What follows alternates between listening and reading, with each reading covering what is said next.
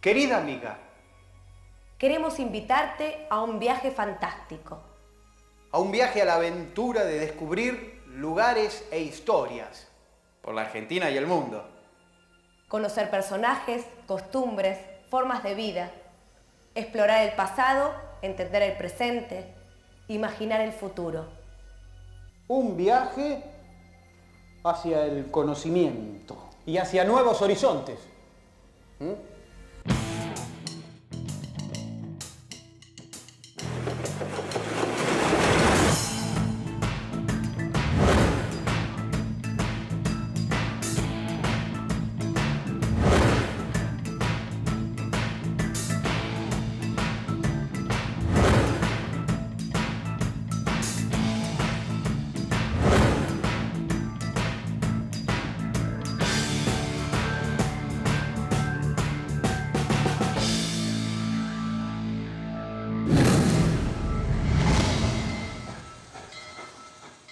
Su atención, por favor, el expreso Resortes anuncia la partida de su próximo viaje.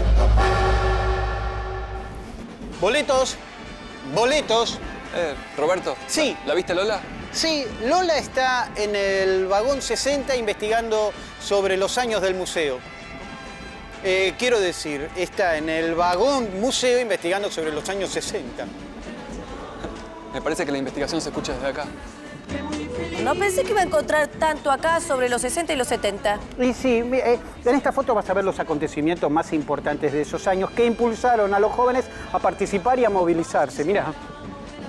En 1968, manifestándose en lo que se llamó el Mayo francés.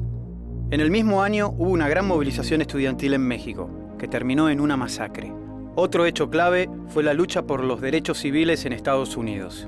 Y la resistencia popular a la guerra de Vietnam, en la que se había involucrado el gobierno estadounidense enviando a miles de soldados. ¿Y en Argentina? La juventud también fue protagonista y promotora de cambios, con perfiles propios. La militancia política y social de los jóvenes se dio a través de partidos o realizando tareas comunitarias. ¿Y eso? ¿Nuevas carreras? Sí, por esos años en la Universidad de Buenos Aires surgieron las carreras de Sociología, Psicología, Ciencias de la Educación. Mira, te voy a mostrar algunos de los objetos de los 60 y 70. Los Beatles. Sí. Este lo tengo en CD. Los cambios en la música también reflejaron aspectos sociales y políticos en el mundo. La renovación llegó con los... Beatles. Muy bien, y con los... Rolling Stone. Mire qué joven está Mick Jagger. Mientras tanto, mire, este es del Flaco Spinetta. En la Argentina surgía el rock nacional y en los 70 lo que se llamó la música progresiva. Woodstock. Sí, fue en el año 1969, un hito en la historia del rock y símbolo de una época. Muchos cambios de costumbre, de moda, se reflejaron en este tipo de recitales. La combinación de la cultura hippie con la liberación femenina y la libertad sexual produjeron cambios ideológicos y generacionales. Mire. Paz y amor, el lema de los hippies, ¿no? Sí, en esos años muchos jóvenes, generalmente de las grandes ciudades, se identificaron con la forma de pensar y de vivir de los hippies. Me pregunto, ¿cómo vivirían los hippies en esa época? Los hippies aparecieron en Estados Unidos y como respuesta a la guerra de Vietnam propusieron ese lema de amor y paz. Algunos vivieron en comunidades, en lugares alejados, compartiendo todo, la vivienda, las comidas, las tareas. En Buenos Aires y otras ciudades se los veía en plazas, haciendo y vendiendo artesanías. Y otros se fueron a vivir en la naturaleza, en comunidades como en el Bolsón o en Villa Gesell. ¿Qué época la del hippismo? Sí, los jóvenes participaban de distintas formas buscando un mundo mejor, como a través de la música, las letras o en la universidad. Los jóvenes de los 60 y 70 lucharon para cambiar viejas ideas y costumbres. Sí, en todo el mundo. En los grandes movimientos, la liberación personal y la liberación social iban de la mano. Sus dirigentes generalmente eran como yo, todos jóvenes. Quisiera consultarle a un especialista. Téngame. Sí, haga nomás. Adiós.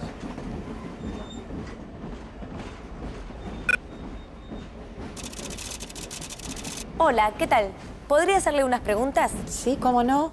Entre 1955 y 1970, ¿cuál era el panorama social y político en el mundo?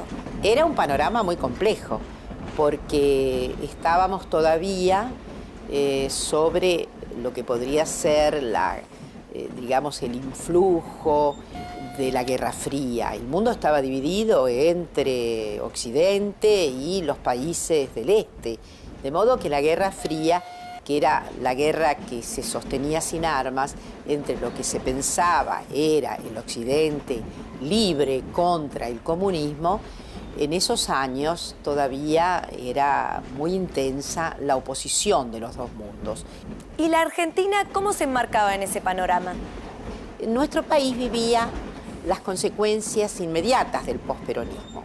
Perón había sido derrocado por un golpe militar y había un sentimiento en las nuevas generaciones, aún de aquellos jóvenes que provenían de familias antiperonistas, había un sentimiento de reparar el daño que había sido infligido a las clases populares con la derrocada de Perón. ¿Y cuál fue el rol de la juventud en ese tiempo? El rol de la juventud fue, en primer lugar, debemos decir, impactó mucho porque hubo una mayor democratización de las casas de estudios que absorbieron mayor cantidad de estudiantes. Me refiero a nuestro país en particular. Debe decirse que las mujeres ingresaron masivamente en esos años 60 a la universidad. Por lo tanto, el panorama, solamente mirando lo que era la participación de los sexos, había cambiado notablemente respecto de los años 50. Muchas gracias. Fue todo muy claro. Muchas gracias a usted. Roberto, ¿qué está haciendo? Estoy entretenido mirando un noticiero de los 60. Noticias de los 60, qué interesante. Sí, usted qué desea verlo, yo tengo que seguir trabajando. Alguien lo tiene que hacer en este tren. Permiso. Ahora la información nos lleva a Francia. En lo que va de este convulsionado mayo del 68, más de 1.200.000 personas se manifestaron en contra del presidente de Gaulle. El mayo francés del que te hablaba. Esto que pasó refleja el espíritu de la época en los países de Occidente. Todo comenzó en las afueras de París, en la Universidad de Nanterre, con un reclamo de los estudiantes por la actualización de los planes de estudio y el sistema de calificaciones y de normas considerados injustos. Pero la protesta contagió a los estudiantes de la Sorbona. El conflicto se generalizó y ganó la calle.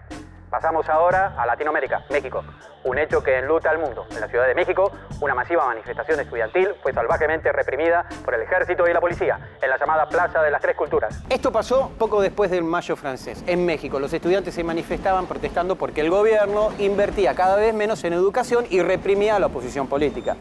¿Y cuántos jóvenes murieron en la plaza? Mira, hasta hoy no se sabe. El presidente de aquella época habló de entre 30 y 40 jóvenes, pero según el periodismo internacional o la CIA pudieron ser más de 300. Tampoco se castigó a los responsables. ¿Y en Estados Unidos qué temas movilizaron a los jóvenes? Mira, uno fue la lucha por los derechos civiles que habían comenzado Martin Luther King y organizaciones de estudiantes a fines de los 50. El movimiento no dejó de crecer y en los 60, en el sur del país, hubo una ola de marchas y boicot. El 28 de agosto de 1963 entró la historia por ser el día de la marcha pacífica sobre Washington que más de 250.000 manifestantes emprendieron en reclamo de la igualdad de las personas. Esto es parte de lo que dijo su líder, Martin Luther King. I have a dream that my poor little children will one day live in a nation where they will not be judged by the color of their skin, but by the content of their character. I have a dream today. ¿Y qué efectos tuvo la marcha? No el que se esperaba. La igualdad legal entre blancos y negros todavía tuvo que esperar unos años. Pero además, la falta de respuestas hizo que surgiera un movimiento opuesto al pacifismo de Luther King. Su líder fue Malcolm X, que propuso el separatismo. Por entonces apareció una nueva organización, las Panteras Negras, que proponía la autodefensa armada. Por lo que veo, la guerra de Vietnam también movilizó a los jóvenes. Nuevas marchas contra la guerra convocaron a millares de manifestantes en distintas ciudades de los Estados Unidos. El movimiento antibélico, iniciado en algunas universidades en 1965, está alcanzando enormes proporciones. ¿Y cómo terminó el conflicto? Finalmente, el nuevo presidente electo en 1968, Richard Nixon, terminó por retirar las tropas estadounidenses de Vietnam sin haber logrado sus objetivos y con casi 60.000 muertos en sus filas. Boletos, boletos. Lola, ¿qué estás leyendo? Una revista de los años 60, me las dio Alberto. A ver. Los jóvenes de los 60 y los 70 no se parecían nada a lo de los años anteriores. Mirá, había que ponerse esa ropa. Es todo un desafío para la moda. ¿Cómo cambió la mujer? Sí, pero eso no es el único cambio importante. La mujer antes era vista como ama de casa y madre. Pero en este momento se la empezó a ver como una persona que toma decisiones y tiene objetivos. Ser independiente, estudiar, trabajar, militar políticamente. Le voy a seguir investigando algunas cosas. Le dejo la revista. Vaya, vaya. Adiós. Adiós. En el periodo de transición de los años 60 a los 70, ¿cuál era el marco político y económico y el panorama cultural? En la Argentina, por ejemplo, se vivieron experiencias notables. Podríamos recordar lo que fue el Instituto Di Tella, donde se manifestaba una efervescencia cultural que no había aparecido en las décadas anteriores. Todo tipo de estímulos para que aparecieran fenómenos de vanguardia, podríamos decir, fueron puestos en escena. Entonces, entre la participación más grande, una participación mayor de los sectores populares que podían acceder a ciertos consumos culturales mucho más democráticos. ¿Y qué cambios se producen en relación con los roles familiares en los 60 y 70? Las familias, sobre todo las familias de clase media urbana, que habían reducido dramáticamente el número de hijos ya, desde décadas anteriores, se conmovieron mucho más con lo que podría ser la educación de las mujeres, darles más capacidad y más autonomía. Las transformaciones fueron de tal orden que muchas familias que vivían en el interior se animaron a mandar a sus hijas a la universidad, ¿no? ¿Y cómo impactó la participación de la mujer en la política y en el mundo de la cultura? Siempre ha habido una gran participación de las mujeres en la vida pública en la Argentina. Pero en los años 60 eso significó un cauce excepcional, ¿no? Primero porque el propio orden ideológico y político llevaba a las jóvenes a inscribirse también en el orden de las utopías, ¿no? Casi todos los partidos políticos de izquierda que se expresaron en aquel momento tenían un contingente de mujeres notable. Muchas gracias, hasta luego. Muchas gracias a usted, sus preguntas fueron muy interesantes. ¿Qué hay, telarañas?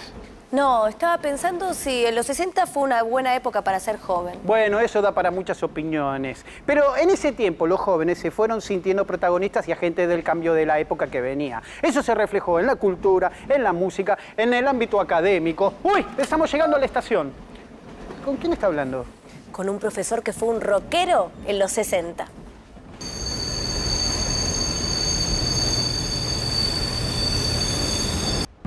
Y no hables más, ¡Papá, baja el volumen! ¡O poné música de este siglo!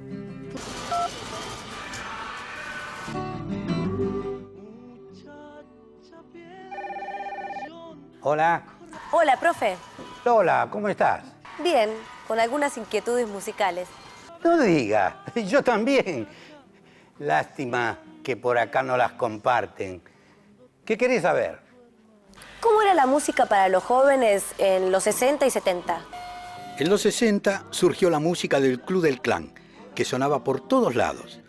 Músicos como Violeta Rivas, Palito Ortega, y a esas figuras, la radio, la televisión, las mostraba como los representantes de la juventud. Pero en paralelo se estaban gestando otras cosas, la contracara de esa imagen de que todo era hermoso y feliz. Escuchá. Era el rock nacional que nacía en los 60. Era otra forma de ver las cosas, el mundo, la vida. Aparecieron grupos como Los Gatos, Almendra, con algunas letras comprometidas que eran tan importantes como la música, o más. ¿Y en los 70? Eran los años de la música progresiva. También había muchas letras de denuncia, o más comprometidas con lo que pasaba en el país. Canciones de protesta. Escuchá. Premios ilegales, abusos criminales. Ese es a Premios Ilegales, de Pedro y Pablo. No se escuchaba mucho en su momento, porque el gobierno de turno la había prohibido. ¿Y los recitales? Eran cada vez más grandes, masivos. En el 70 en Buenos Aires se hizo el Bar Rock, un festival impresionante. Fui con mi hermano. Uy, qué bueno. ¿Qué tal estuvo? Buenísimo. Fueron 4 sábados con 30.000 personas. No me perdí una banda. Almendra, Manal, Morris, Alma y Vida, Los Gatos, Arco Iris. Después se hizo en el 71 y en el 72, que se filmó una película, Hasta que se ponga el sol. Escucha. Uy, Sui Generis. Recién estaban empezando. También aparecía Billy Bond y La Pesada. ¡Qué banda! Tendrías que escuchar algunas letras, canciones de protesta con crítica social. ¿Y cómo pasaban la censura? Porque escondían las críticas usando ironías o frases ridículas. Y la censura no las entendía. Los tipos que se dedican a censurar a los artistas nunca son mentes muy brillantes. Chao, Lola. Te despido con un poco de almendra. Escuchá. Qué grande el profesor hippie.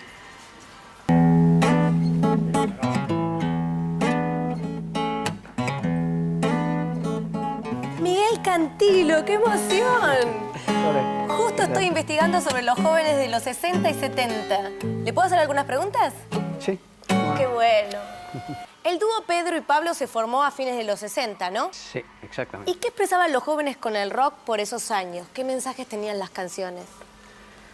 Bueno, venía de una época folclórica. Había habido mucho folclore toda la década de 60. Entonces empezaba a buscar una temática que tuviera que ver más con la juventud, con lo que vivía, con, qué sé yo, los amores, los desamores, pero desde la óptica y el lenguaje bien de la juventud, para despegarse un poco del tango y folclore, que era lo que había venido antes, y para despegarse también de la música pasatista que había habido con todo aquello del Club del Clan, ¿viste? Toda una música muy superficial. Entonces, en ese momento se empezaban a escribir letras que dijeran lo que realmente le pasaba a la gente joven en esos años. ¿Y por qué fue un movimiento tan fuerte? ¿Por qué tantos jóvenes se sintieron representados por el rock nacional?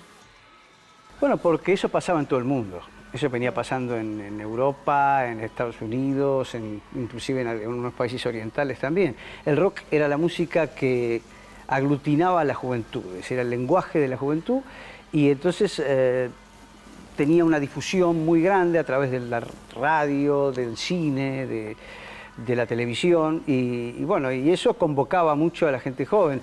Igual acá arrancó muy de a poquito, ¿viste? Muy de a poquito. Recién en los 70, a principios de los 70, empezó a convocar un poco más de gente, pero al fin de la década de 60 éramos muy pocos los que íbamos a ver recitales a los teatros y los que comprábamos discos de rock argentino. Realmente éramos una minoría. ¿Y cuáles eran los ideales de los jóvenes de los años 60 y 70 que los artistas reflejaban en sus canciones?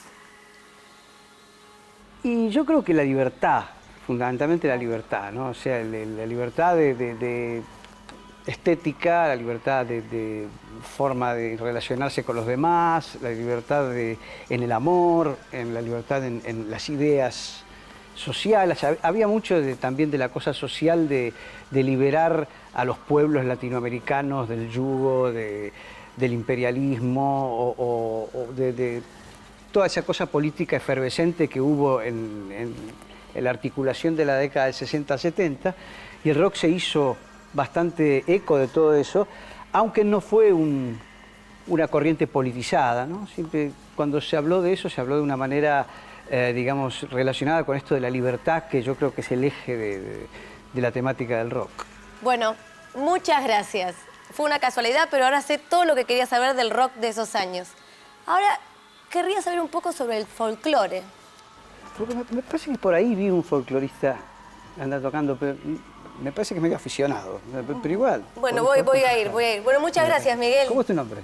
Lola. Lola, bueno, chao. Adiós, gracias.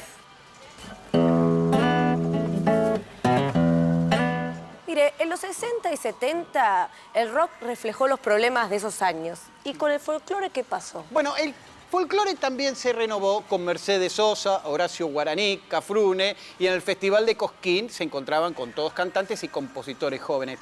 Ahí se escuchaban letras cada vez más comprometidas que hablaban de lo que estaba pasando en el país. ¿Y llegaba el folclore de los países vecinos? Sí, las canciones de Violeta Parra o el grupo Los Jaivas de Chile, el uruguayo Daniel Biglietti, Vinicius de Moraes, Brasil. Se escuchaban mucho entre la gente joven y había algunos mensajes comunes en esta corriente: la liberación y el destino conjunto de los países de Latinoamérica. Tomás, ¿dónde estabas? En el vagón museo, buscando películas viejas de los 60 y 70, pero no encontré nada. Por suerte acá están dando un documental sobre el tema que estaban necesitando. A ver. Los pueblos latinoamericanos. Uy, esta es La Hora de los Hornos, de Pino Solanas. Son pueblos condenados. Es del 68. La realizó el grupo Cine Liberación, una película revolucionaria. Revolucionaria en todo sentido. Y sí, imagínate, se filmó en secreto durante la dictadura de Onganía. Luego se proyectaban en sindicatos, casas de familia, parroquias, en secreto, por supuesto. La película dura 4 horas y media y está dividida en 3 partes. Me imagino los debates que se abriría por la película.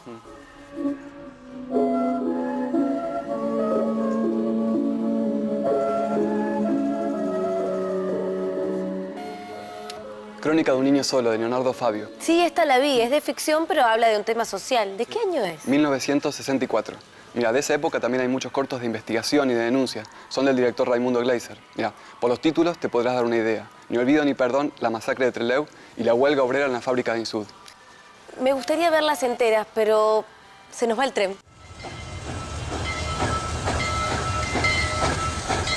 Además de ese cine de autor que reflejaba temas sociales y políticos, también varios escritores como Julio Cortázar y otros latinoamericanos, García Márquez, Vargas Llosa, transmitieron una serie de ideas sobre los problemas de esos tiempos.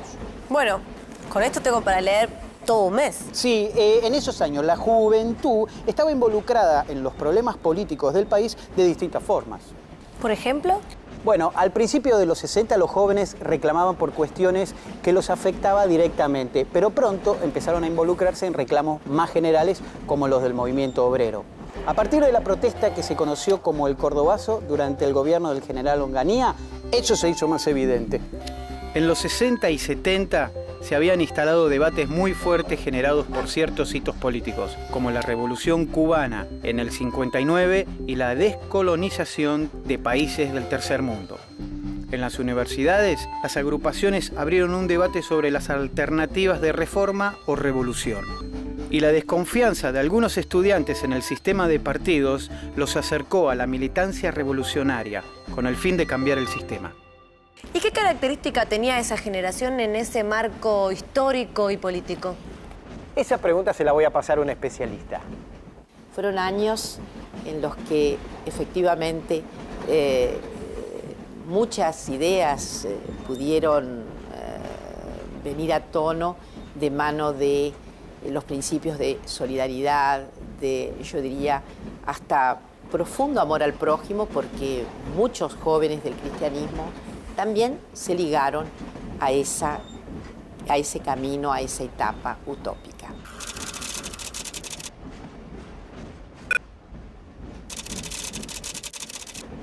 Hola, queríamos hacerle una pregunta. O más de una. Bueno, ¿quiénes eran los sacerdotes para el tercer mundo? ¿Y cómo y dónde surgió este movimiento? Los sacerdotes para el tercer mundo fueron un movimiento que surge en 1968 a raíz de un documento de un grupo de obispos, de obispos del tercer mundo que se pronunciaban por una liberación integral del ser humano que implicaba también los aspectos sociales y políticos. Ese documento fue conocido por nosotros, e inmediatamente adherimos a ese documento y a partir de ahí surge este movimiento de un compromiso de liberación total con el ser humano en la Argentina. ¿Qué acciones realizaban por los pobres? Hacíamos acciones en los barrios, en los gremios, con los campesinos.